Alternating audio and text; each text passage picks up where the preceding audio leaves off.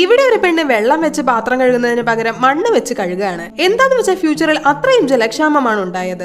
അപ്പൊ ഏണസ്റ്റ് കുടിക്കാനൂട്ടം വെള്ളമില്ലാതെ $50 കൊടുത്ത് പെട്രോൾ വാങ്ങി കുടിക്കുന്നു. കൂടാതെ വെള്ളം ചേർക്കാതെ വേവിച്ച ഫുഡ് കഴിച്ചാണ് അവര് ജീവൻ നിലനിർത്തുന്നത്.